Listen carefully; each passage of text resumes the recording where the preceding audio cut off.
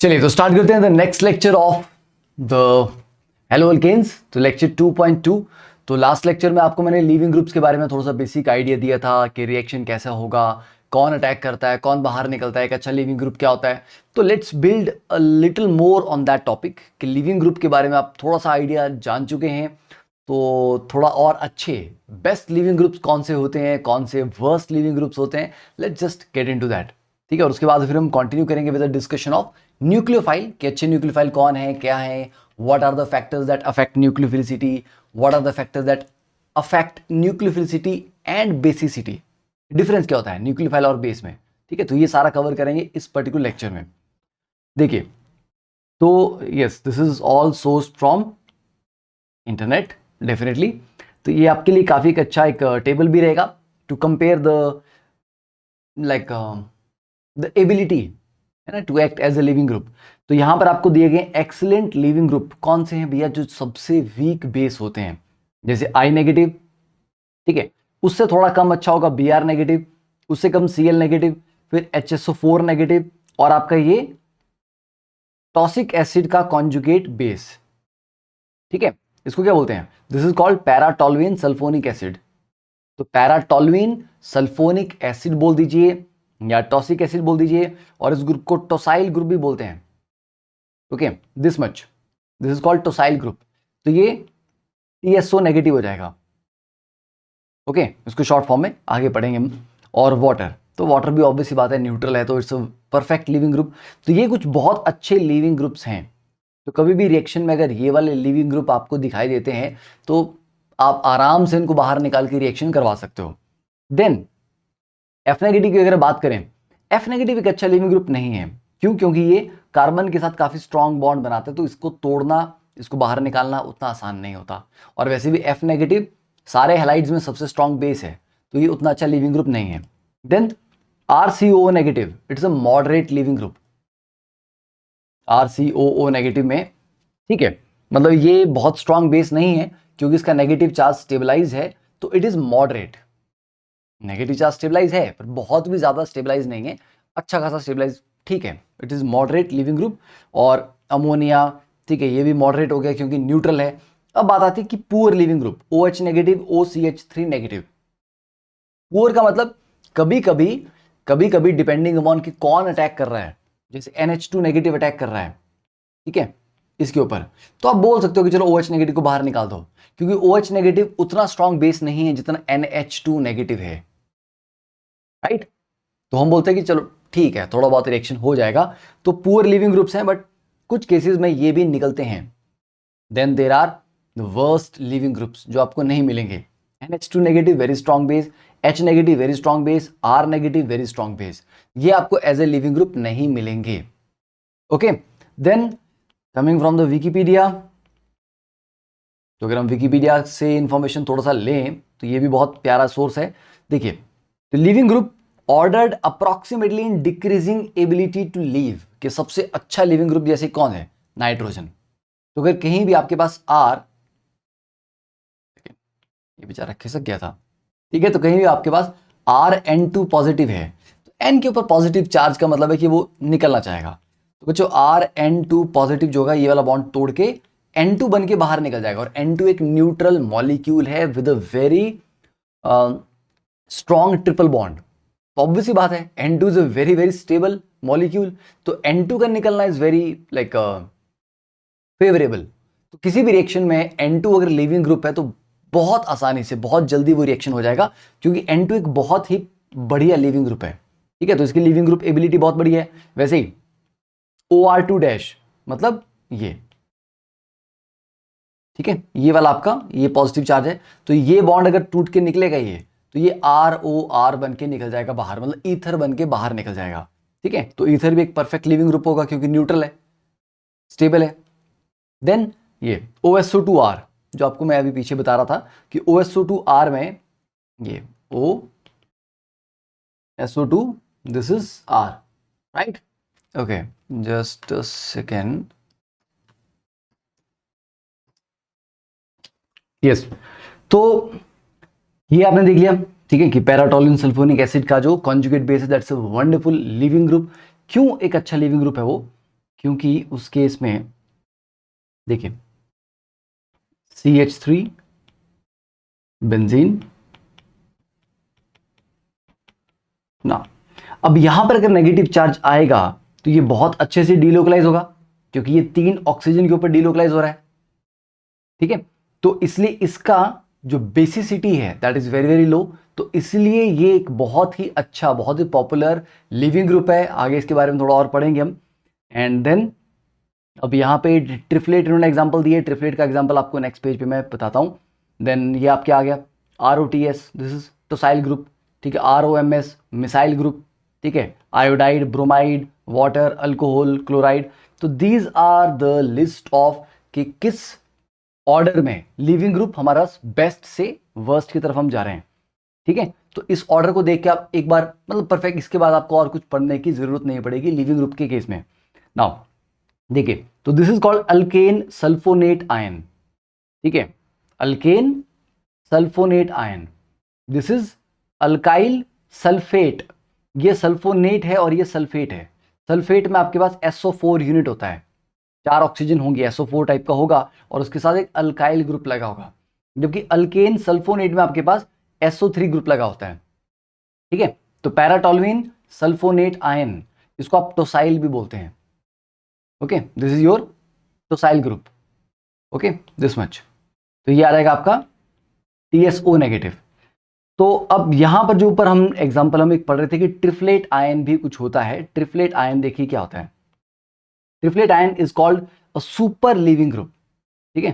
This is called a super leaving group, क्योंकि इसके साथ यहाँ पे CF3 जुड़ा होता है। तो CF3 होने की वजह से it is a very strong withdrawing group. Negative charge वैसे ही 3 ऑक्सीजन के ऊपर डीलोकलाइज हो रहा है और साथ में एक बहुत स्ट्रॉन्ग विड्रॉइंग ग्रुप भी आपके पास लगा हुआ है। तो that will make it a very very poor base and in turn a perfect living group. तो CF3 आपका स्ट्रॉन्ग इलेक्ट्रॉन विड्रॉइंग ग्रुप हो गया, ओके। तो इसलिए this is called a super leaving group. तो ट्रिफलेट हो गया, टोसाइलेट हो गया, मिसाइलेट हो गया, this are the perfect leaving groups, right. चलिए, अब जैसे आपको मैं लास्ट लेक्चर में बता भी रहा था कि जब न्यूक्लियोफाइल किसी मॉलिक्यूल पे अटैक करता है, ठीक है, न्यूक्लियोफाइल मान लीजिए किसी RX पे अटैक करता है, इस पे अटैक किया, X को बाहर निकाला, ठीक है। तो ये X एक अच्छा लिविंग ग्रुप होना चाहिए, फाइन। अब जैसे यहां पर अगर हम अल्कोहल का एग्जांपल लें कि न्यूक्लियोफाइल सर अल्कोहल के R पे अटैक करेगा और OH को बाहर निकाल देंगे, OH नेगेटिव बना के। ऐसा क्यों नहीं होता? Because OH negative is not a good leaving group, it's a strong base, एक अच्छा लिविंग ग्रुप नहीं है।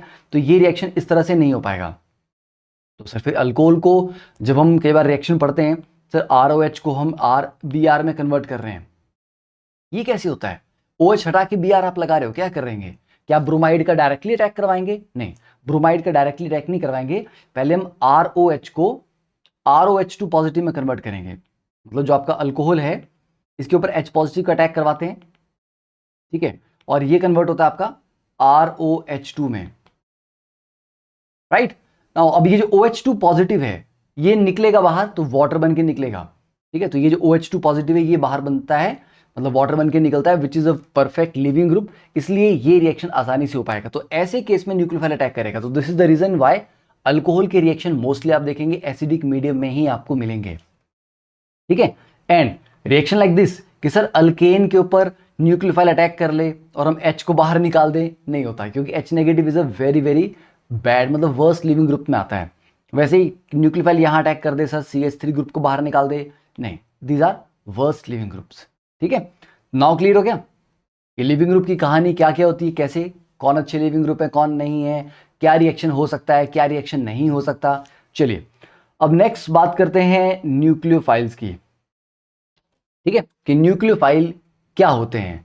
क्योंकि न्यूक्लियोफाइल और बेस में आप देखोगे कि there is a lot of similarity, ठीक है, बहुत ज्यादा सिमिलैरिटी मिलती है आपको न्यूक्लियोफाइल्स और बेसिस के बीच में। पर फिर भी एक कंफ्यूजन सा रहता है कि सर न्यूक्लियोफाइल भी नेगेटिव चार्ज है, जैसे OH नेगेटिव आपको पूछूं मैं, बेटा OH नेगेटिव क्या है, न्यूक्लियोफाइल है कि बेस है? अब बचपन से पढ़ा हुआ है OH negative strong base, OH negative strong base, तो आप बोलोगे सर अभी रिसेंटली पढ़ना स्टार्ट किया कि ये न्यूक्लियोफाइल भी होता है, बट बचपन से पढ़ रहे हैं कि इट इज बेस। तो क्या है ये? It is just hydroxide ion, it is just hydroxide ion, ठीक है। मतलब बेस नहीं है, हाँ बेस है, न्यूक्लियोफाइल नहीं है, न्यूक्लियोफाइल भी है। तो देखो, जैसे आपकी अगर हम बात करें, आप जब स्कूल जाते हो, क्लास में होते हो, तो आप एक स्टूडेंट हो, राइट।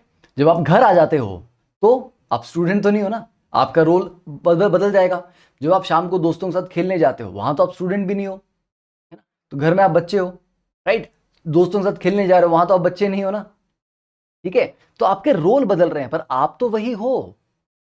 तो आप एक एनवायरनमेंट में स्टूडेंट का रोल प्ले करते हैं, एक एनवायरनमेंट में अपने पेरेंट्स की बेटा बेटी का रोल प्ले करते हैं, और दोस्तों के साथ होते तो उनके फ्रेंड का रोल प्ले करते हो। तो देयर आर रोल्स।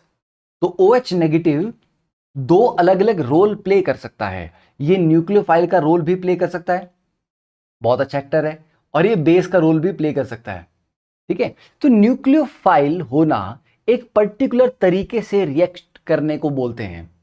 न्यूक्लियोफाइल का काम क्या होता है कि बॉस इसके पास एक लोन पेयर अवेलेबल होना चाहिए डोनेट करने के लिए। अगर है और ये डोनेट करने के लिए रेडी है, तो हाँ, ये न्यूक्लियोफाइल बनने के लिए बेसिक क्राइटेरिया फुलफिल करता है। बेस भी कि सर H पॉजिटिव को निकालना है, अगर ये H पॉजिटिव को निकाल लेगा तो ये बेस की तरह काम कर पाएगा, समझे। ओके, तो H पॉजिटिव को निकालने के लिए किसी के पास नेगेटिव चार्ज तो होना चाहिए ना, मतलब नॉट नेगेटिव चार्ज बट एक लोन पेयर तो होना चाहिए, ताकि उस लोन पेयर को H के साथ बॉन्ड बनाने के लिए दे सके। क्योंकि H पॉजिटिव के पास अपना तो कोई इलेक्ट्रॉन है नहीं, तो बेस बोलता है कि ये ले भाई, मैं तेरे को बॉन्ड बनाने के लिए 2 इलेक्ट्रॉन देता हूं और हम बॉन्ड बना लेंगे, समझे। तो बेस के पास भी एक लोन पेयर अवेलेबल होना चाहिए, न्यूक्लियोफाइल के पास भी एक लोन पेयर अवेलेबल होना चाहिए। तो फिर क्या डिफरेंस है, दोनों सेम ही तो हैं? नहीं, दोनों की रिक्वायरमेंट्स काफी हद तक सिमिलर हैं, सेम नहीं है, काफी हद तक सिमिलर है। बट बेस और न्यूक्लियोफाइल इसमें अलग अलग हैं कि वो किस पे अटैक करते हैं। अटैक किस पे होता है, इसमें डिफरेंशिएट होता है वो, ठीक है। तो nucleophiles and bases are structurally similar, both have a lone pair और अ पाई बॉन्ड। क्योंकि पाई बॉन्ड के इलेक्ट्रॉन्स भी यूज किए जा सकते हैं किसी और के साथ बॉन्ड बनाने के लिए, because they are weak bond होता है, पाई बॉन्ड आराम से टूट जाता है, राइट। तो they differ in what they attack, very important point. Base attack करता है प्रोटॉन पे, मतलब किसी भी मॉलिक्यूल से उसको H पॉजिटिव ही निकालना है। बेस का काम सिर्फ प्रोटॉन को, मतलब H पॉजिटिव को निकालना होता है। Proton mean H positive ion. Nucleophile H को छोड़ के किसी भी और के ऊपर अटैक करते हैं, ठीक है। तो अगर वो स्पीशीज H के ऊपर अटैक कर रही है और H पॉजिटिव निकाल रही है तो उसको बेस बोलेंगे। पर वही स्पीशीज अगर H को छोड़ के किसी और पे अटैक कर रही है, किसी कार्बन पे अटैक कर रही है, तो उसको फिर बेस नहीं बोलेंगे, उसको न्यूक्लियोफाइल बोलेंगे, ठीक है। तो बेस किसी भी मॉलिक्यूल से H पॉजिटिव निकालेगा, बट न्यूक्लियोफाइल जनरली H को छोड़ के किसी और पे अटैक करेगा। मोस्टली वो कार्बन पे अटैक करता है, तो न्यूक्लियोफाइल ने यहां कार्बन पे अटैक किया, X बाहर निकल गया, समझे। तो ऐसा नहीं कि न्यूक्लियोफाइल सिर्फ कार्बन पे अटैक करता है, बट ऑर्गेनिक केमिस्ट्री में मोस्ट ऑफ जो रिएक्शन आप पढ़ेंगे उसमें न्यूक्लियोफाइल का अटैक कार्बन के ऊपर हो रहा होगा। पर न्यूक्लियोफाइल फॉस्फोरस पे भी अटैक कर सकता है, सल्फर पे अटैक कर सकता है, नाइट्रोजन पे अटैक कर सकता है, ऐसा नहीं है।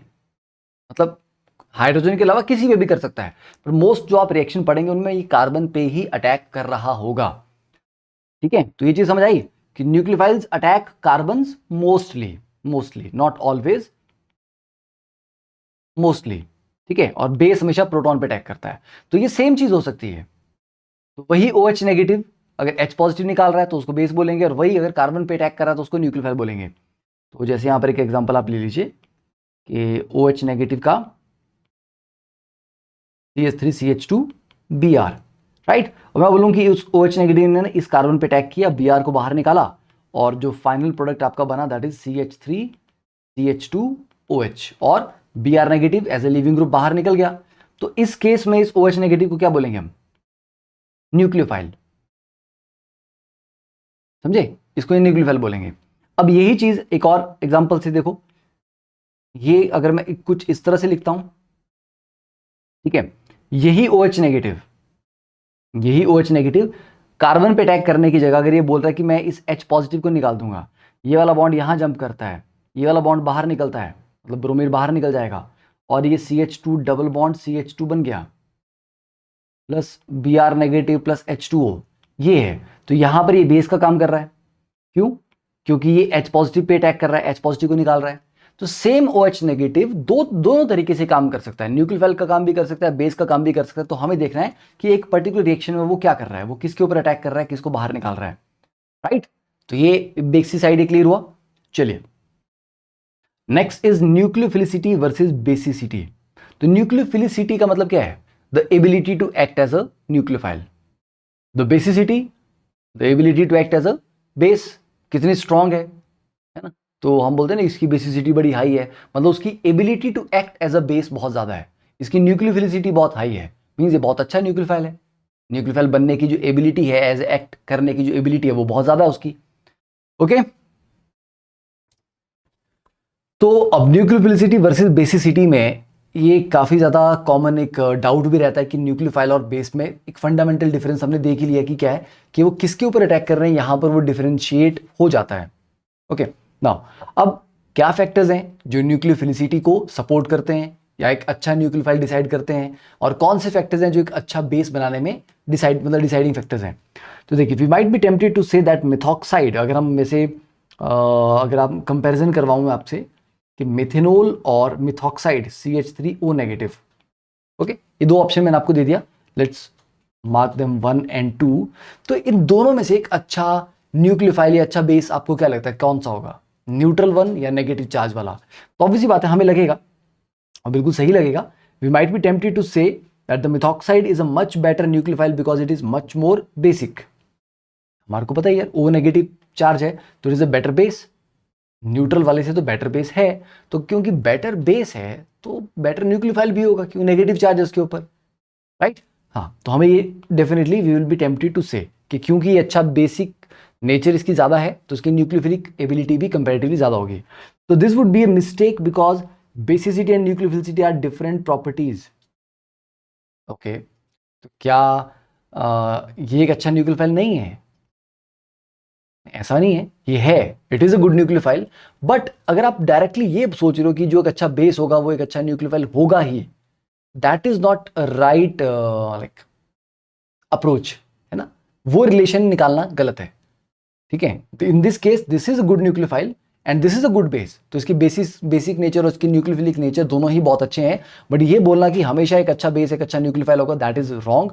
वो आपको मैं समझाने की ट्राई कर रहा हूं यहाँ पे। तो बेसिसिटी क्या होती है, basicity is defined by the equilibrium constant for abstracting a proton. जैसे जब एसिडिटी को डिफाइन करते हो तो क्या डिफाइन करते हो, के ए, के ए क्या होता है, acid dissociation constant, ionic equilibrium में पड़ा हुआ है। और बेस के लिए डिफाइन करते हैं के बी, तो जिसका के बी बड़ा होता है वो अच्छा बेस है, जिसका के ए की वैल्यू ज्यादा होगी वो अच्छा एसिड है। तो मतलब एसिड की स्ट्रेंथ बेस की स्ट्रेंथ उनके इक्विलिब्रियम कांस्टेंट की वैल्यू से डिफाइन की जाती है। और इक्विलिब्रियम कांस्टेंट एक थर्मोडायनेमिक प्रॉपर्टी है, सिस्टम इक्विलिब्रियम में आएगा तब जाके आप उसका इक्विलिब्रियम कांस्टेंट निकाल पाएंगे, राइट। तो एक थर्मोडायनेमिक प्रॉपर्टी है, ओके। बट न्यूक्लियोफिलिसिटी उसके इक्विलिब्रियम कांस्टेंट का से कोई रिलेशन नहीं होता। न्यूक्लियोफिलिसिटी इज ऑल अबाउट कि यार कार्बन पे अटैक करना है, कितनी जल्दी ये न्यूक्लियोफाइल अटैक कर लेगा, कितना फास्ट, जितना फास्ट अटैक करेगा उतना ही बेटर है। मतलब न्यूक्लियोफिलिसिटी एक काइनेटिक फिनोमेना है, केमिकल काइनेटिक्स में पढ़ा था ना, chemical kinetics is all about the speed of the reaction. तो जो काइनेटिक प्रोडक्ट होता है वो थर्मोडायनेमिक प्रोडक्ट भी हो, जरूरी तो नहीं है कि जो जल्दी बना वो ज्यादा स्टेबल भी होगा, ऐसा जरूरी नहीं है, राइट। तो काइनेटिक्स अलग होती है, थर्मोडायनेमिक्स अलग होती है। तो बेस जो है वो एक थर्मोडायनेमिक फिनोमेना है क्योंकि इक्विलिब्रियम कांस्टेंट से वो डिफाइन होता है। उसको इस पे डिपेंड नहीं करता कि कितनी जल्दी इसने OH नेगेटिव दे दिए, या एसिड के केस में कितनी जल्दी इसने H पॉजिटिव दे दिया, नहीं, कितना ज्यादा H पॉजिटिव दिया, जल्दी दिया, लेट दिया, स्लो दिया, हमें उससे मतलब नहीं है। तो kinetics is not a concern. तो बेस के लिए speed is not a concern, nucleophile के लिए speed is the main concern, ठीक है। It is a kinetic phenomena, right. तो ये चीज समझ आ गई। हाँ तो ये ध्यान रखना कि nucleophilicity is defined by the rate of attack on an electrophilic carbon atom, और नॉट ओनली कार्बन, बट क्योंकि मोस्टली हम कार्बन पे अटैक करवाएंगे तो इसलिए न्यूक्लियोफिलिसिटी को हम कार्बन के ही रिस्पेक्ट में डिफाइन करेंगे। बट ऐसा नहीं है कि न्यूक्लियोफाइल सिर्फ कार्बन पे अटैक करता है। तो समझ आ गया, बेसिसिटी एक थर्मोडायनेमिक फिनोमेना है, न्यूक्लियोफिलिसिटी एक काइनेटिक फिनोमेना है। इसको लिख भी लिया जाए यहाँ पे, है ना, इसको लिख ही लेते हैं यहाँ पे। तो basicity is a thermodynamic phenomena, और ये क्वेश्चन ऑलरेडी एक बार जेई में पूछा गया हुआ है, thermodynamic phenomenon while nucleophilicity is a kinetic phenomena. Right, clear है? It's all about speed. ठीक है, तो बेसिसिटी इज अबाउट, जैसे बेस ने यहां से H पॉजिटिव निकाला, ये बना. ठीक है, इस रिएक्शन का इक्विलिब्रियम कांस्टेंट क्या है, उससे आपका बेसिसिटी डिफाइन होगी कि अच्छा बेस था कि नहीं था. न्यूक्लियोफिलिसिटी इज अबाउट कि ये न्यूक्लियोफाइल, सेम चीज जो यहां पर बेस का काम कर रहा है वही यहां पे न्यूक्लियोफाइल का काम कर रहा है, बट अब उसको न्यूक्लियोफाइल बोलेंगे क्योंकि वो H पे अटैक नहीं कर रहा, वो कार्बन पे अटैक कर रहा है और उसके साथ बॉन्ड बनाएगा. तो कितना जल्दी, K R means rate constant of this reaction, how fast this reaction is going to take place. तो it is all about kinetics, speed. Okay, तो how is nucleophilicity related to basicity, क्या कोई relation है दोनों के बीच में? कि अगर आप बेसिसिटी का ऑर्डर जानते हैं 3-4 स्पीशीज के लिए, तो क्या आप उनके लिए न्यूक्लियोफिलिसिटी का भी ऑर्डर डिफाइन कर पाओगे? देखते हैं. देखिए, तो although it is generally true that a strong base is a strong nucleophile, generally जो एक अच्छा बेस है वो एक अच्छा न्यूक्लियोफाइल होगा in general. Nucleophile size and steric factors can sometime change this relationship. Okay, चलो अब आपको मैं इसमें एक जनरल सा थोड़ा सा फंडा समझाता हूं. Let me just pause, I need to add a slide. Yes, देखिए, तो मैं आपको सिंपल सा फंडा बताता हूं. देखो, बेस को क्या करना है, सिर्फ H पॉजिटिव पे अटैक करना है. H कहां लगा होता है? अगर आप एक पेड़ की बात करें, ठीक है, पेड़ पे जो पत्ते हैं मतलब बाहर बाहर सब जगह लगे हुए हैं, है ना. तो बेस इज लाइक कि अगर आपका एक मॉलिक्यूल है और मॉलिक्यूल आपका ये साइज का मॉलिक्यूल है, तो H तो बिल्कुल क्या होता है, बिल्कुल बाहर लगा होता है, बीच में नहीं होता ना. CH3 होगा तो H के आगे तो कुछ नहीं होता, मतलब H is the last thing.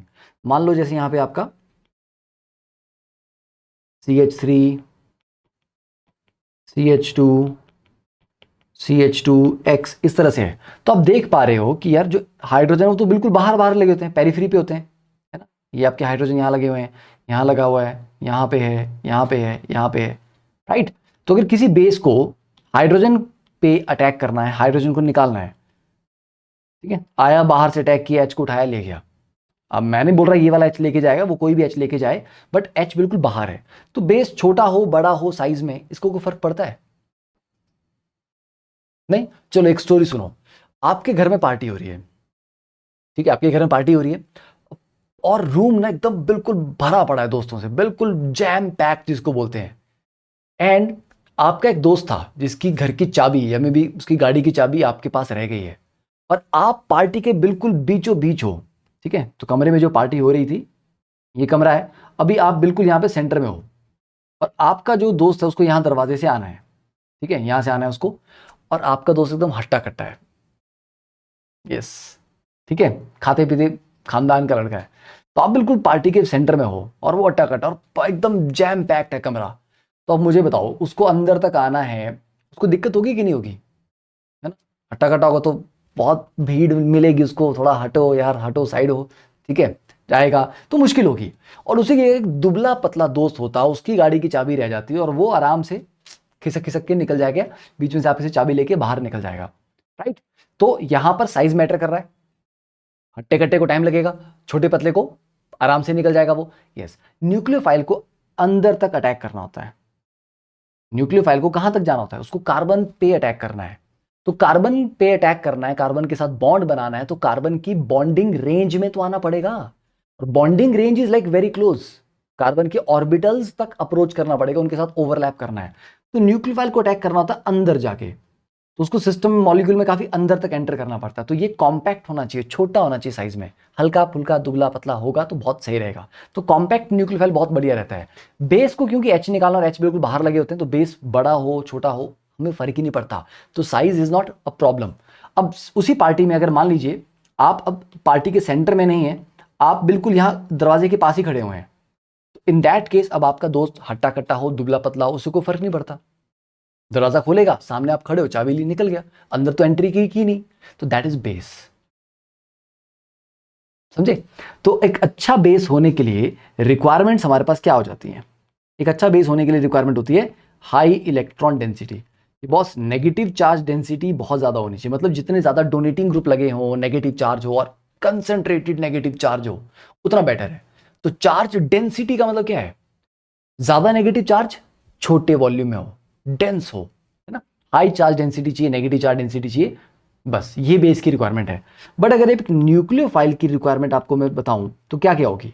Yes, उसको भी हाई इलेक्ट्रॉन डेंसिटी चाहिए, क्योंकि उसको एक लोन पेयर मतलब चाहिए होता है डोनेट करने के लिए, इलेक्ट्रॉन पेयर, कि चलो भी कार्बन के साथ हम शेयर करके बॉन्ड बनाएंगे, तो हाई इलेक्ट्रॉन डेंसिटी काम आती है ना, ज़्यादा नेगेटिव चार्ज उसके पास ऑलरेडी पड़ा हुआ है। देन कॉम्पैक्ट भी होना चाहिए, वो कॉम्पैक्ट होना चाहिए साइज उसका, राइट। एक और पॉइंट होता था आगे कि polarisability. Okay, polarisability, what is polarisability, आगे पढ़ेंगे इसके बारे में भी हम, कि कितने इजीली वो पोलराइज हो पा रहा है, क्योंकि जितना इजीली वो पोलराइज होता है उतने आसानी से वो ओवरलैप कर पाता है कार्बन के ऑर्बिटल के साथ। तो जितने अच्छे से वो कार्बन के ऑर्बिटल के साथ ओवरलैप करेगा उतने अच्छा बॉन्ड बनेगा, स्ट्रॉन्ग बॉन्ड बनेगा, राइट। तो न्यूक्लियोफाइल की मान लीजिए कम से कम ये 3 रिक्वायरमेंट है, कम से कम बता रहा हूं आपको, ये 3 रिक्वायरमेंट है, बेस की सिर्फ एक है। तो मुझे ये बताओ, जो कि एक स्ट्रॉन्ग न्यूक्लियोफाइल होगा वो ये रिक्वायरमेंट्स पूरी कर रहा होगा, तो उसमें बेस की रिक्वायरमेंट तो ऑटोमेटिकली सेटिस्फाई हो गई, राइट। तो this is the set and this is the subset of that. तो जो एक अच्छा न्यूक्लियोफाइल है वो एक अच्छा बेस तो होगा ही होगा, क्योंकि बेस की रिक्वायरमेंट उसमें ऑटोमेटिकली पूरी हो चुकी है। पर जो एक अच्छा बेस है वो एक अच्छा न्यूक्लियोफाइल हो भी सकता है, नहीं भी हो सकता। क्यों? क्योंकि जो अच्छा बेस होगा वो ये रिक्वायरमेंट तो सेटिस्फाई कर रहा होगा, पर ये बाकी की 2 रिक्वायरमेंट शायद कर रहा हो, शायद ना कर रहा हो। तो अ स्ट्रॉन्ग न्यूक्लियोफाइल, लिख लो, a strong nucleophile is always a strong base, but a strong base may और may not be a strong nucleophile. समझ आ गया कि उन 3 फैक्टर में वो एक फैक्टर तो ऑलरेडी इंक्लूडेड है, कॉम्बो ऑफर है, भैया वो तो आपको साथ में मिल ही रहा है, समझे। तो दैट इज द पॉइंट। तो यहां पर ये दोनों थोड़ा डिफरेंशिएट हम इस तरह से कर पाते हैं इनको अच्छे से, ठीक है। अब देखिए यहां दिया गया न्यूक्लियोफिलिसिटी पैरेलल बेसिसिटी इन 3 केसेस। न्यूक्लियोफिलिसिटी बेसिसिटी के पैरेलल कब कब होती है, मतलब जो बेसिसिटी का ऑर्डर रहेगा वही ऑर्डर आपका न्यूक्लियोफिलिसिटी का भी आ जाएगा, ऐसा कब कब होता है। पहला, for 2 nucleophiles with the same nucleophilic atom, जब न्यूक्लियोफिलिक एटम सेम हो, फॉर एग्जांपल जैसे कि OH नेगेटिव और CH3COO नेगेटिव, दोनों न्यूक्लियोफाइल है, हाँ जी है, बेस भी है, यस। इसमें भी न्यूक्लियोफिलिक एटम ऑक्सीजन है, इसमें भी न्यूक्लियोफिलिक एटम ऑक्सीजन है। जब दोनों के न्यूक्लियोफिलिक एटम सेम होते हैं तो जो बेसिसिटी का ऑर्डर होता है वही न्यूक्लियोफिलिसिटी का ऑर्डर होता है। तो बेटा इनमें से ज्यादा स्ट्रॉन्ग बेस कौन सा है? ऑब्वियसली बात है H2O। क्यों? क्योंकि वो सॉरी OH नेगेटिव, क्योंकि वो वीक एसिड H2O का कॉन्जुगेट बेस है, वीक एसिड का कॉन्जुगेट बेस ज्यादा स्ट्रॉन्ग होता है, तो OH नेगेटिव ज्यादा स्ट्रॉन्ग बेस होगा। क्योंकि CH3CO नेगेटिव किसका कॉन्जुगेट बेस है? एसिटिक एसिड का, जो कि ऑलरेडी एसिड था। H2 एसिड नहीं होता है, बहुत वीकली एसिडिक होता है, राइट। तो दिस इज स्ट्रॉन्गर बेस। तो क्योंकि ये स्ट्रॉन्गर बेस है तो इसलिए स्ट्रॉन्गर न्यूक्लियोफाइल भी है। तो यहां पर अगर आप बेसिसिटी का ऑर्डर देखेंगे तो ऐसा रहेगा, और अगर आप यहां पे न्यूक्लियोफिलिसिटी का ऑर्डर देखेंगे तो वो भी सेम ऐसा ही रहेगा, समझे। तो जब न्यूक्लियोफिलिक एटम सेम हो तो जो बेसिसिटी का ऑर्डर होता है आपका वही न्यूक्लियोफिलिसिटी का ऑर्डर होता है। और बेसिसिटी आपने पहले पढ़ी होती है कि कौन स्ट्रॉन्ग बेस है नहीं है, आपको थोड़ा बहुत उसके बारे में चीजें पता है। Second, a negatively charge nucleophile is always stronger than it's conjugate acid. मतलब OH नेगेटिव जो है बेटा वो वाटर से बेटर ही न्यूक्लियोफाइल होगा, यस, क्योंकि वो न्यूट्रल है, समझे। सिमिलरली आप ये बोल दीजिए कि NH2 नेगेटिव जो है वो NH3 से बेटर ही होगा, समझ आया कि जो नेगेटिव चार्ज स्पीशीज है वो अपने कॉन्जुगेट एसिड से, मतलब उसका जो न्यूट्रल वाला काउंटर पार्ट था उससे ज्यादा स्ट्रॉन्ग ही होगा। तो ये बेस के लिए भी वैलिड है ये वाला पॉइंट, और न्यूक्लियोफाइल के लिए भी वैलिड है कि वाटर से अच्छा न्यूक्लियोफाइल OH नेगेटिव है, अमोनिया से अच्छा न्यूक्लियोफाइल NH2 नेगेटिव है, और वाटर से अच्छा बेस OH नेगेटिव है, अमोनिया से अच्छा बेस NH2 नेगेटिव है। क्लियर है? हाँ, कि नेगेटिव चार्ज स्पीशीज न्यूट्रल वाले से बेटर होती है। तो इसमें अगर आपको मैं बोलूं कि CH3O negative is better then CH3OH, तो बोलोगे यस, है ना, सेकंड रूल के according it is common sense. Third, right to left across a row of periodic table nucleophilicity increases as basicity increases. Across a period nucleophilicity और basicity का same trend रहता है। जैसे बेसिसिटी का मैंने आपको ये ट्रेंड बताया भी है, CH3 negative is a very strong base, उसके बाद NH2 नेगेटिव, उससे वीक OH नेगेटिव, उससे वीक F नेगेटिव। तो अगर ये इसका बेसिसिटी का ऑर्डर है तो यही इसका न्यूक्लियोफिलिसिटी का भी ऑर्डर है। Across a period nucleophilicity parallels basicity. समझ आ गया पॉइंट? हाँ, जब न्यूक्लियोफिलिक एटम सेम हो तो दोनों का ऑर्डर सेम सिमिलर होता है। जब अक्रॉस अ पीरियड आप कंपेयर कर रहे हैं तो ऑर्डर सेम होगा, और नेगेटिव चार्ज जो अपने कॉन्जुगेट एसिड से, तो क्या होगा, स्ट्रॉन्गर न्यूक्लियोफाइल होगा। ठीक है, अब ये कुछ इंपॉर्टेंट पॉइंट्स दिए हैं हमारी प्यारी बुक एलजी वेड में। देखिए पहला पॉइंट वो एग्जैक्टली वही है जो आपने सेकंड पॉइंट ऊपर पढ़ा ना, कि negative charge species is stronger nucleophile than its a neutral counterpart, या उसका कॉन्जुगेट एसिड। तो ये इसने एग्जाम्पल साथ में दे रखे हैं, तो आपको मैंने इसलिए दिया था कि थोड़ा एग्जाम्पल देख लोगे थोड़ा और बेटर फीलिंग आएगी। Second, nucleophilicity decreases from left to right in the periodic table, वही बेसिसिटी वाला फंडा, NH2 negative is better than OH negative which is better than F negative, base भी और न्यूक्लियोफाइल भी।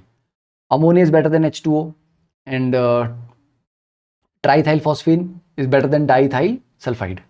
ठीक है, फिर nucleophilicity increases down the period, down the period nucleophilicity बढ़ती है, मतलब I नेगेटिव बेटर है Br नेगेटिव से, जो बेटर है Cl नेगेटिव से, जो बेटर है F नेगेटिव से।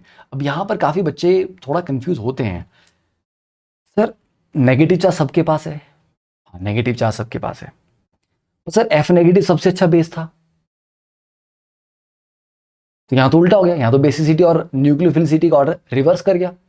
जब बेसिसिटी हम लेते हैं तो F नेगेटिव सबसे आगे आता है इन चारों में, पर न्यूक्लियोफिलिसिटी में तो आप बोल रहे हो उल्टा हो गया।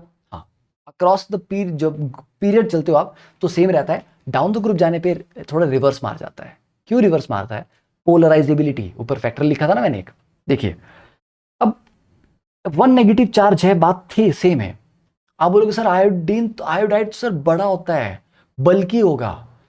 बल्कीनेस एक सिंगल एटम से डिफाइन नहीं होती, बल्कि जो होता है इसको तो आप स्टेरिक फैक्टर बोलते हो। स्टेरिक जनरली एक ग्रुप ऑफ एटम से ज्यादा क्रिएट होता है रादर देन एक सिंगल एटम। सिंगल एटम उतना बल्कि नहीं होता, तो आयोडाइड भी अकेला उतना बल्कि नहीं है। तो ये बोलना कि आयोडाइड सर बल्कि है, आप तो बोल रहे थे कॉम्पैक्ट चाहिए, ठीक है साइज में थोड़ा सा बड़ा है कंपेयर टू अदर्स, बट उसको बल्कि नहीं बोलेंगे हम। बट आयोडाइड के साथ एक बहुत अच्छी बात है, क्या बात है? देखो एफ नेगेटिव क्या छोटा है साइज में, छोटा होने की वजह से क्या होगा, इसकी जो आउटर मोस्ट इलेक्ट्रॉन डेंसिटी है वो न्यूक्लियस से ज्यादा दूर नहीं है, तो न्यूक्लियस का उनके ऊपर जो पुल है, कंट्रोल है, वो स्ट्रांग है। तो जब कार्बन के साथ अटैक करके बॉन्ड बनाना था तो इसके ऑर्बिटल और इसके इलेक्ट्रॉन डेंसिटी के बीच में ओवरलैप होना था, राइट। पर ये जो इलेक्ट्रॉन डेंसिटी है ये तो एफ के न्यूक्लियस के काफी हद तक कंट्रोल में है, तो ज्यादा अच्छे से ओवरलैप नहीं कर पाएगी ये, इसमें हल्का सा पोलराइजेशन होगा। पोलराइजेशन आपको पता है ना, इलेक्ट्रॉन डेंसिटी थोड़ी सी डिस्टॉर्ट करती है, क्योंकि इस कार्बन के ऊपर पार्शियल पॉजिटिव चार्ज है, तो पार्शियल पॉजिटिव चार्ज होने की वजह से ये क्या करेगा, ये इसके इलेक्ट्रॉन क्लाउड को थोड़ा अपनी तरफ खींचेगा, पर ज्यादा अच्छे से नहीं खींच पाएगा क्योंकि छोटा है ये, छोटा होने की वजह से न्यूक्लियस के ज्यादा नजदीक थे, तो ये हल्का सा ही पोलराइजेशन होगा, तो इन दोनों के बीच में जो ओवरलैपिंग है वो भी कम होगी, जिसकी वजह से बॉन्डिंग भी कम हो रही है।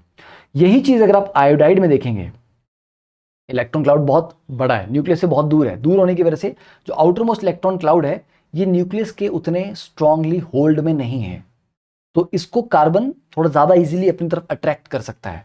तो ज्यादा पोलराइजेशन होगी, ज्यादा पोलराइजेशन होगी तो इलेक्ट्रॉन क्लाउड्स आपस में ज्यादा ओवरलैप करेंगे, ज्यादा ओवरलैप होगा, अच्छा बॉन्ड बनेगा, स्ट्रॉन्गर बॉन्ड बनेगा। दिस इज कॉल्ड पोलराइजेबिलिटी, कि कितने आसानी से उसको पोलराइज किया जा सकता है। तो जो साइज में बड़ा होता है ना वही पोलराइज हो पाता है आसानी से। तो जब आप डाउन द ग्रुप जाते हो तो साइज में बहुत ज्यादा डिफरेंस आता है, क्यों? क्योंकि एक नई शेल ऐड होती है, ठीक है।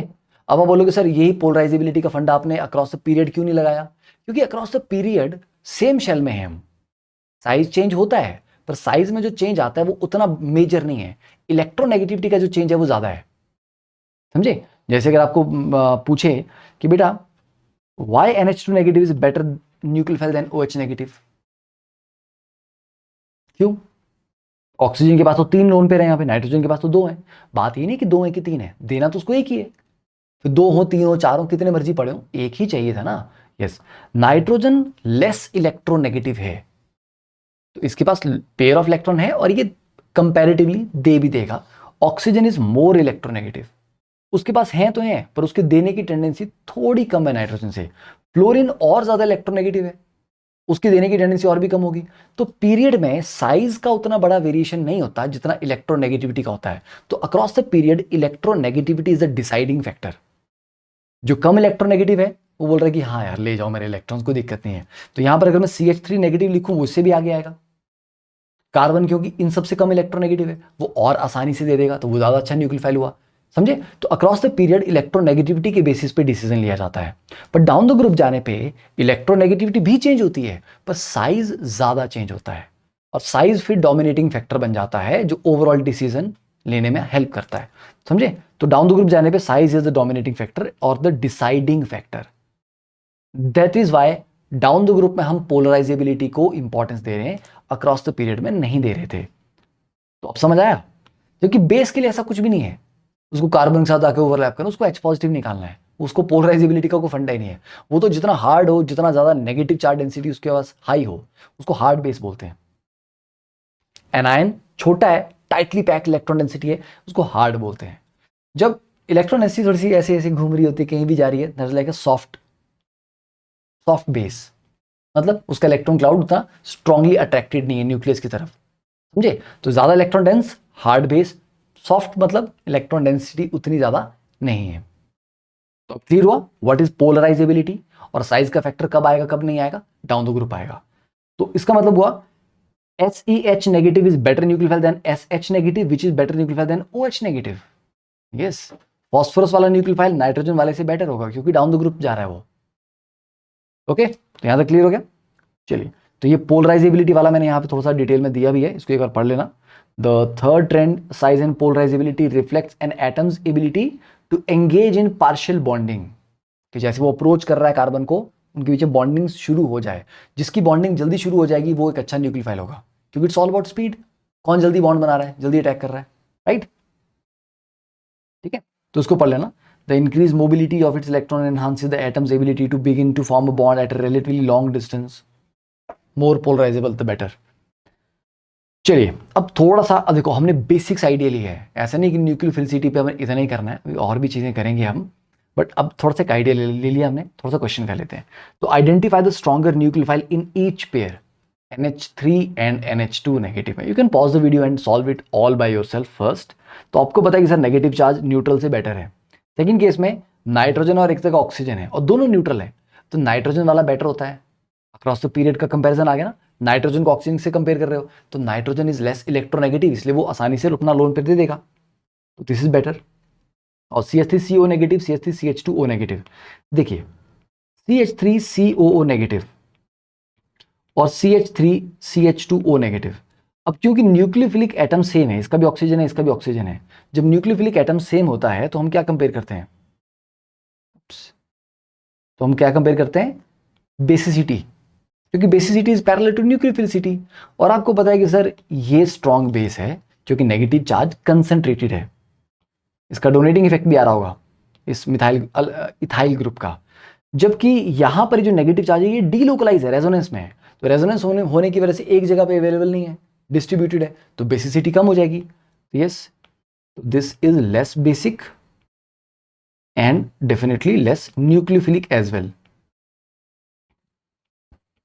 and this one is more basic and more nucleophilic, right? बस सिंपल सा केस था ये। चलिए, तो अब बात करते हैं स्टेरिक इफेक्ट और न्यूक्लियोफिलिसिटी के, वो हट्टा कट्टा फ्रेंड और वो दुबला पतला फ्रेंड। स्टेरिक इफेक्ट का न्यूक्लियोफिलिसिटी से क्या रिलेशन है, तो क्योंकि उसको कार्बन की बॉन्डिंग रेंज में पहुंचना पड़ता है बॉन्ड बनाने के लिए, तो न्यूक्लियोफाइल जितना कॉम्पैक्ट उतना बेटर है।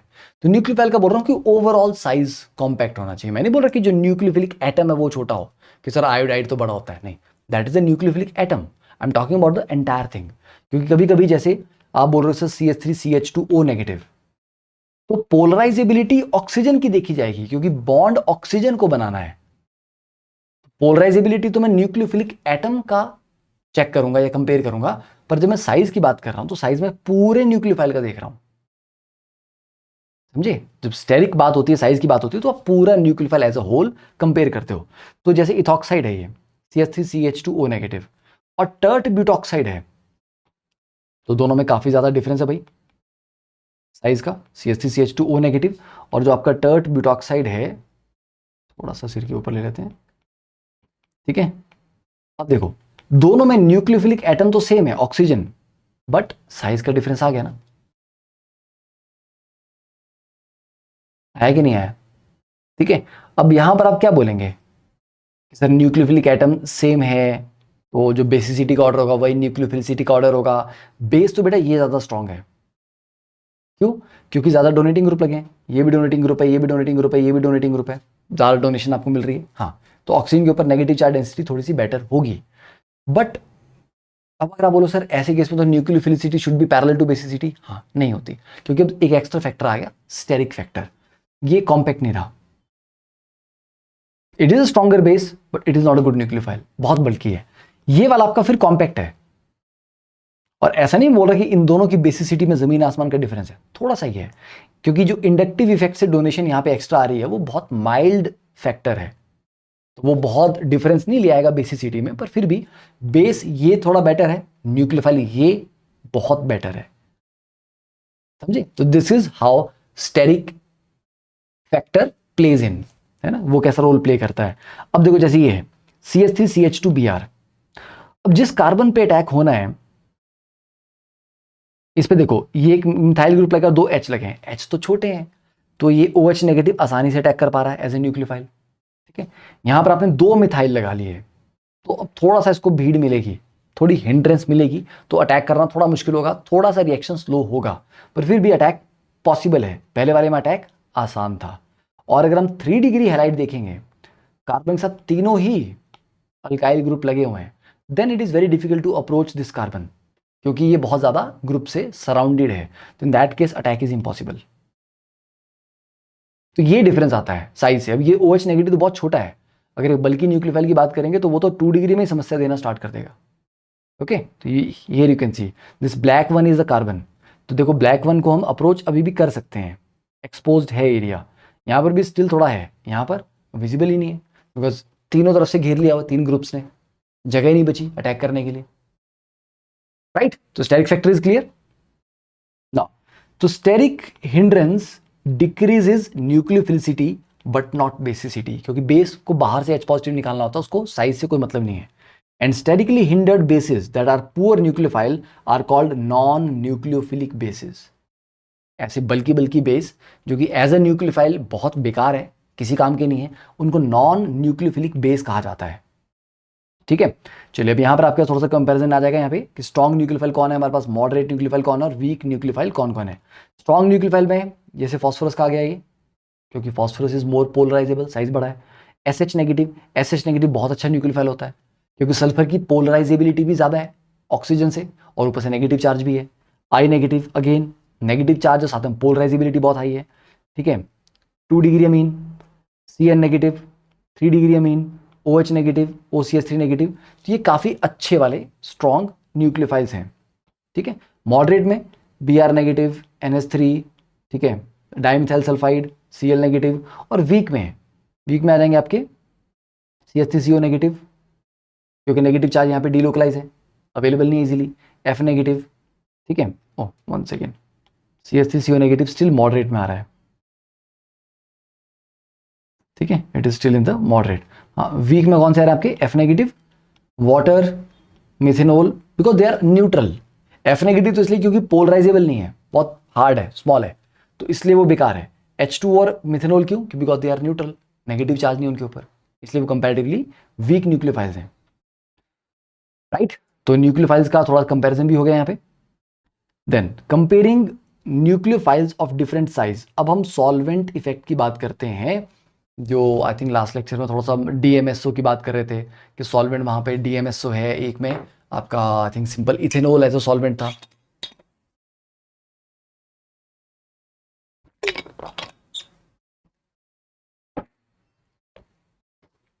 देखो, atoms vary greatly in size down the column and this in case nucleophilicity depends on the solvent used in the substitution reaction.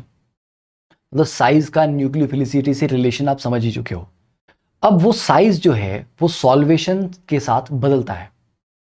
अब ये तो आपने पढ़ा है, छोटे आयन की हाइड्रेशन अच्छे से होती है ना, अल्कली मेटल्स में पढ़ा हुआ ना, लिथियम पॉजिटिव सबसे छोटा होता है, तो उसको वाटर मॉलिक्यूल इजीली घेर लेते हैं, उसकी हाइड्रेशन सबसे ज़्यादा इफेक्टिव होती है, और जो उसका हाइड्रेटेड साइज है वो बाकी सबसे बड़ा होता है। क्यों? क्योंकि हाइड्रेटेड साइज में सिर्फ लिथियम पॉजिटिव नहीं कंसिडर हो रहा है, उसके आसपास जो बाकी वाटर मॉलिक्यूल्स भी हैं, सराउंडेड हैं, वो भी काउंट हो रहे हैं। तो जिसकी ज़्यादा अच्छी हाइड्रेशन होगी या सॉल्वेशन होगी, ठीक है, उसका साइज ओवरऑल बड़ा होगा, और साइज जहां पे आ गया वहां न्यूक्लियोफिलिसिटी इफेक्ट होगी, डेफिनेटली होगी। तो देखिए, cations are solvated by ion dipole interaction. Cation जो है एक पॉजिटिव चार्ज, ठीक है, ये किससे सॉल्वेट होता है? Ion dipole interaction. जैसे कि इसके बगल में एक वाटर मॉलिक्यूल आप लिख लीजिए, तो वाटर जो है अपने आप में क्या है? एक आयन है कि डाइपोल है? Water is a dipole, right. Hydrogen के ऊपर पार्शियल पॉजिटिव चार्ज, ऑक्सीजन के ऊपर पार्शियल नेगेटिव चार्ज, यहां पार्शियल पॉजिटिव चार्ज। तो इन दोनों के बीच में जो इंटरेक्शन होगी कैटायन और वाटर के बीच में, वो क्या होगी? ये एक डाइपोल है और ये एक आयन है, आयन डाइपोल हुआ, ठीक है। तो जब एक कैटायन वाटर मॉलिक्यूल से सराउंडेड होगा तो there will be ion dipole interactions, और उन इंटरेक्शन से ये सॉल्वेट हो जाएगा। तो ये इंटरेक्शन जितनी अच्छी होंगी उतने ही ज्यादा अच्छी इसकी सॉल्वेशन होगी। Second, anions are solvated by hydrogen bonding. Yes, anions जो आपके एनायन है उनको क्या चाहिए? उनको हाइड्रोजन बॉन्डिंग चाहिए। अब जैसे वाटर है, तो वाटर में ये बेनिफिट है कि जो हाइड्रोजन है वो एच बॉन्डिंग करने के कैपेबल हैं।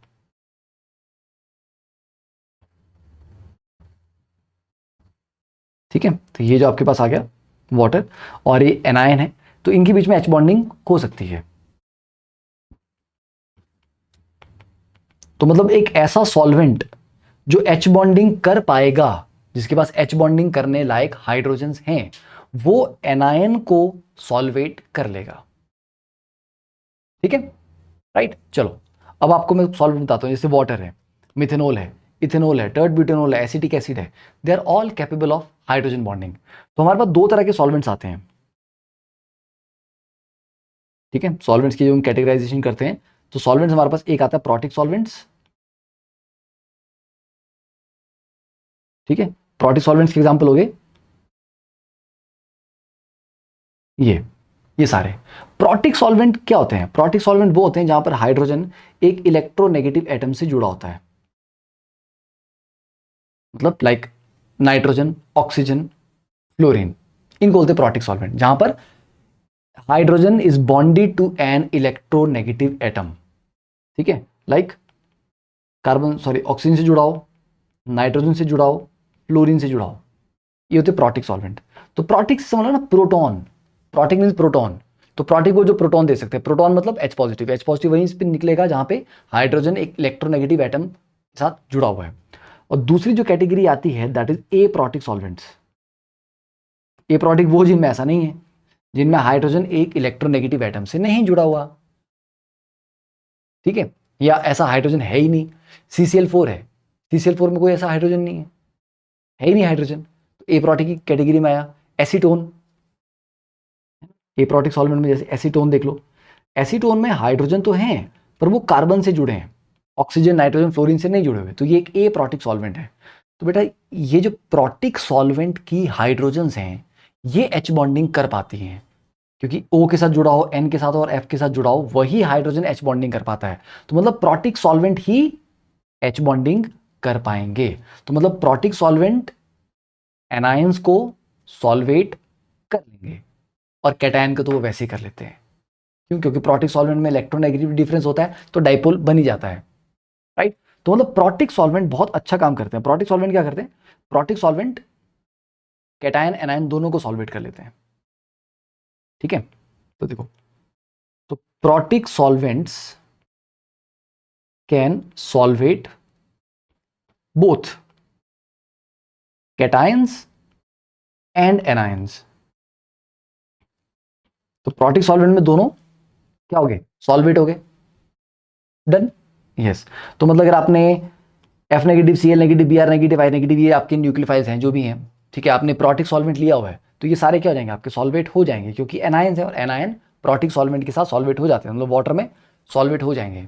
ठीक है, अब जब सॉल्वेट भी हो गए, जो छोटा आयन है उसकी सॉल्वेशन क्या होती है? सबसे अच्छी। और जो बड़ा आयन है उसको घेरना मुश्किल होता है, सॉल्वेशन उसकी सबसे बेकार होगी। तो अगर इन चारों आयंस की मैं आपको ये पूछूं कि बेटा सॉल्वेशन सबसे अच्छी किसकी हुई है, तो आप बोलोगे F negative is least solvated, sorry उल्टा हो गया, F negative is most solvated क्योंकि सबसे छोटा है, जितना छोटा होगा उतना घेरना आसान है उसको। और I negative is least solvated, ठीक है, तो सॉल्वेशन का हमें फायदा है कि नुकसान है?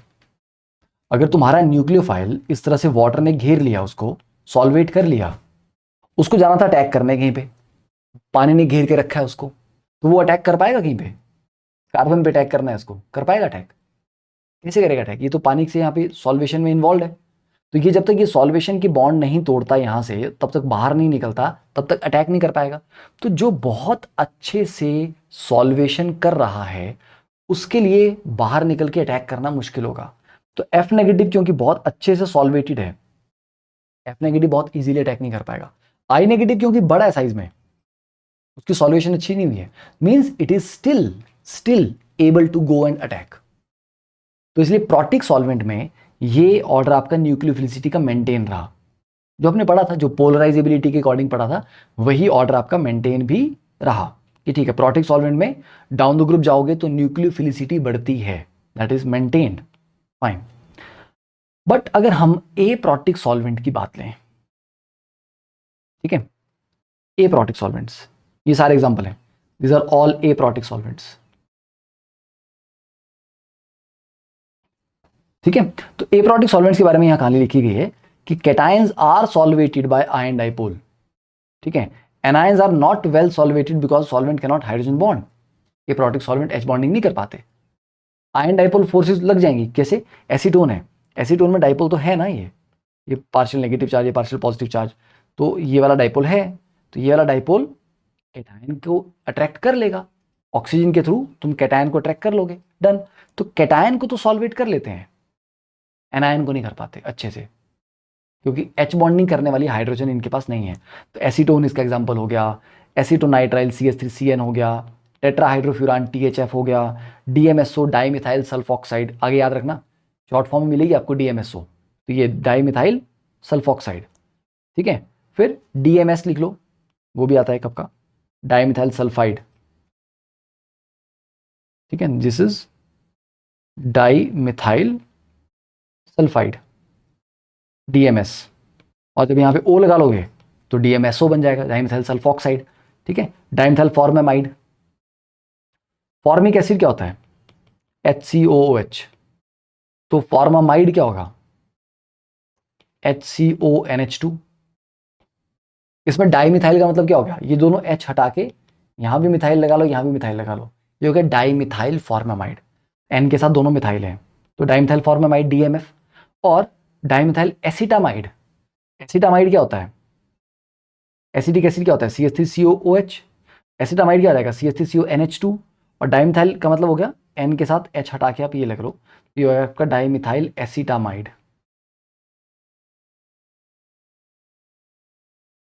Dimethyl acetamide, that is DMA, right. तो aprotic solvents can not solvate, तो यहां पर आगे कहानी कि हमारे जो ए प्रोटिक सॉल्वेंट्स हैं, they do not solvate anions so well, तो अच्छे से सॉल्वेट नहीं कर पाएंगे। अगर सॉल्वेट नहीं कर पाएंगे तो मतलब F negative, Cl negative, Br negative, I negative, ये जो थे ये सॉल्वेट नहीं हुए अच्छे से, means they are not trapped by the water molecules और solvent molecules, they are open for attack, ठीक है। अभी ओपन फॉर अटैक है, यस। अब F नेगेटिव क्योंकि सबसे छोटा है, सॉल्वेशन नहीं हुई है, तो F नेगेटिव सबसे छोटा है, तो F नेगेटिव इज स्मॉलेस्ट,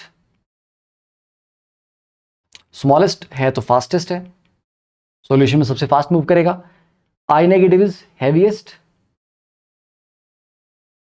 इसलिए स्लोएस्ट। तो इवन दो आयोडाइड की पोलराइजेबिलिटी अच्छी है, पर यहां से चले दोनों, एफ नेगेटिव जल्दी से पहुंच गया कार्बन तक, ये भी रास्ते में ही है, तो कार्बन क्या बोलेगा? नहीं, मेरे को पोलराइजेबिलिटी वाले का वेट करना है, नहीं ना, it is a kinetic phenomena, it's all about speed. तो जो न्यूक्लियोफाइल पहले अप्रोच कर लेगा कार्बन को, वो बॉन्ड बना लेगा, चाहे उसकी पोलराइजेबिलिटी उतनी अच्छी ना रही हो, पर पॉइंट इज पहुंच तो पहले गया था ना। तो पोलराइजेबिलिटी तो आपकी तब आएगी कंपैरिजन में जब फ्लोराइड और आयोडाइड दोनों इकट्ठे पहुंचे हुए हैं, और अब कार्बन के सामने ऑप्शन है कि मैं इसके साथ बॉन्ड बनाऊं या इसके साथ बॉन्ड बनाऊं, तो बोलेगा कि मेरे को ज्यादा पोलराइजेबिलिटी वाला न्यूक्लियोफाइल चाहिए। पर जब आयोडाइड पहुंचा ही नहीं है, this is the only available option, उसी के साथ बॉन्ड बनेगा, क्योंकि it's all about speed. Okay, तो पोलराइजेबिलिटी इस केस में नहीं आती, बिकॉज अब क्योंकि ये सारे सॉल्वेट नहीं हुए हैं, तो F नेगेटिव छोटा है साइज में। ऊपर क्या हो रहा था, ऊपर क्योंकि सॉल्वेशन हो गई थी तो F नेगेटिव साइज में बड़ा हो गया था, क्योंकि उसकी सबसे अच्छे से सॉल्वेशन हुई थी।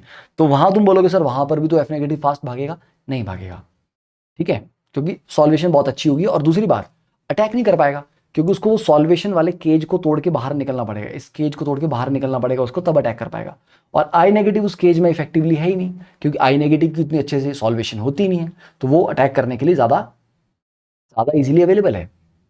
तो दिस इज द डिफरेंस के सॉल्वेंट बदलने से। तो ए प्रोटिक सॉल्वेंट में तो nucleophilicity in aprotic solvents,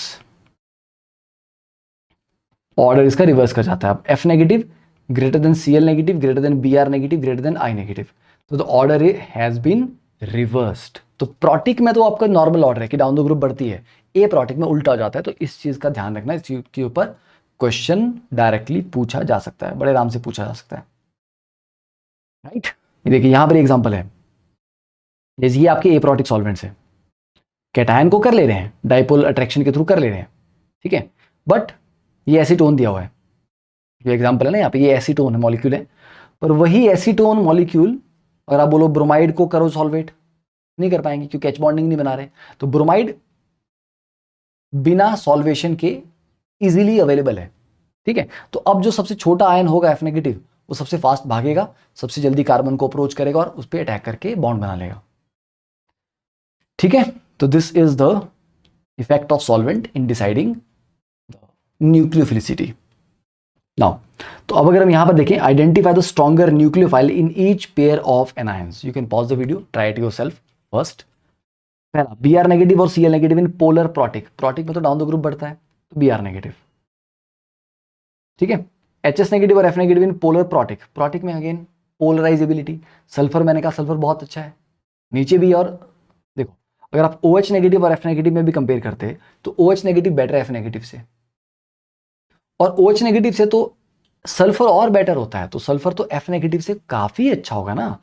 तो एस एच नेगेटिव एक अच्छा न्यूक्लियोफाइल है ओ एच नेगेटिव से, और वो अच्छा है एफ नेगेटिव से, तो ऑब्वियस सी बात है एस एच नेगेटिव। और पोलर ए प्रोटिक की बात करें अगर हम, अब ओ एच नेगेटिव और सी एल नेगेटिव में, तो नॉर्मली अगर हम ओ एच नेगेटिव और सी एल नेगेटिव को ऐसे कंपेयर करते हैं, सी एल की पोलराइजेबिलिटी ज्यादा है, ठीक है, पर ओ एच नेगेटिव का साइज छोटा है। तो पोलर ए प्रोटिक में साइज इज इंपॉर्टेंट, जो जल्दी भागेगा, ठीक है। तो O H negative small size, more mobility. पर अगर तुम प्रोटिक में देखते तो क्लोराइड बेटर होता, ठीक है, क्योंकि उसकी पोलराइजेबिलिटी थोड़ी सी बेटर होनी थी, ओके। चलो तो ये हो गया आपका सिंपल कंपैरिजन यहां पे।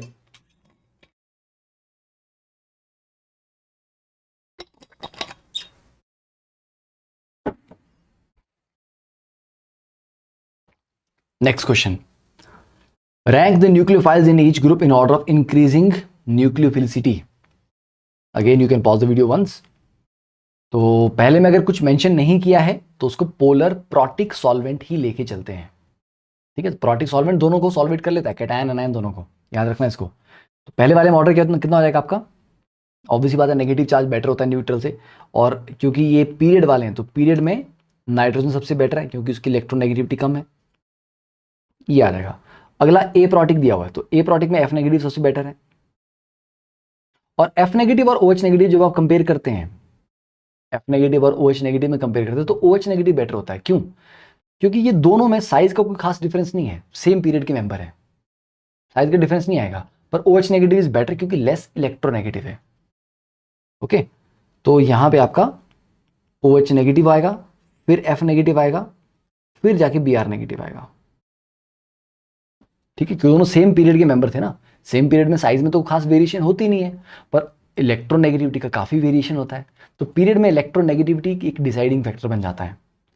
और इन तीनों में क्योंकि मेंशन नहीं किया तो पोलर प्रोटिक सॉल्वेंट ही लेंगे हम, ऑब्वियसली बात है ओ एच नेगेटिव सबसे आगे, उसके बाद C H three C O negative, चलो नेगेटिव चार्ज तो है, चाहे डीलोकलाइज है पर है तो सही, और लास्ट में H2O न्यूट्रल है। Next one, what nucleophile is needed to convert this bromide to each product, okay. इससे आपने ये बनाने हैं, ठीक है। Again you can pause the video and try it first. देखो अगर मैं इसको एक्सपैंड करके लिखूँ तो आपके पास जो रिएक्टेंट है CH2 CH2Br, ये आपके पास रिएक्टेंट है, ठीक है। तो न्यूक्लियोफाइल क्या होना चाहिए? पहले केस में न्यूक्लियोफाइल आपका ये हो जाएगा SH नेगेटिव। अगले केस में आपका न्यूक्लियोफाइल क्या हो जाएगा? CH3CH2O negative ethoxide. अगले केस में न्यूक्लियोफाइल क्या हो जाएगा आपका? CH3COO negative. और अगले केस में आपका न्यूक्लियोफाइल कितना हो जाएगा? इस कार्बन के बाद ये कार्बन है C triple bond CH triple bond C negative. देखो ना, CH triple bond C negative अगर यहां अटैक करता है, ब्रोमाइड को बाहर निकालता है, ये बन जाएगा। सिंपल। Again done. एंड चलिए, this is just for your reference कि ऑक्सीजन न्यूक्लियोफाइल क्या क्या है, न्यूट्रल न्यूक्लियोफाइल क्या है, ये तो पढ़ ही लिया है, अब तो इतना करने की जरूरत ही नहीं है। और न्यूक्लियोफाइल मैंने आपको बोला कि जरूरी नहीं यही हो, फॉस्फोरस का, सल्फर का, ठीक है, भी न्यूक्लियोफाइल होता है। डाइमिथाइल सल्फाइड भी अगर आप लोगे, ये भी न्यूक्लियोफिलिक है क्योंकि सल्फर के पास 2 लोन पेयर हैं। PH3 न्यूक्लियोफिलिक है क्योंकि फॉस्फोरस के पास लोन पेयर है, ठीक है। चलो अब कुछ एक्स्ट्रा काम की डिटेल जो हमारे को न्यूक्लियोफाइल के लिए चाहिए, या पहले काम करते हैं, you finish up to this point और फिर नेक्स्ट लेक्चर में आपको मैं थोड़ा कुछ 2-3 पॉइंट एक्स्ट्रा बताऊंगा, एक्सप्लेन करूंगा, जो हम देखेंगे कि मॉलिक्यूलर ऑर्बिटल थ्योरी के अकॉर्डिंग अच्छा न्यूक्लियोफाइल कौन होता है, ठीक है। अभी पहले बेसिक साइक और प्रैक्टिस कर लो, न्यूक्लियोफिलिसिटी बेसिसिटी पे कंपैरिजन कर लो, उसके बाद फिर हम देखते हैं उसको। ओके चलिए, तो all the very best and keep sharing, keep spreading it and पढ़ते रहो बढ़िया से। तो आपको बुक ऑलरेडी मैंने शेयर कर दी है, just keep going through all the questions जो दिए हुए हैं, इवन एक्सरसाइज के क्वेश्चन भी साथ साथ में सॉल्व करते रहो, और जितना लिख के प्रैक्टिस करोगे उतना बेटर रहेगा। ओके चलिए, see you in the next class.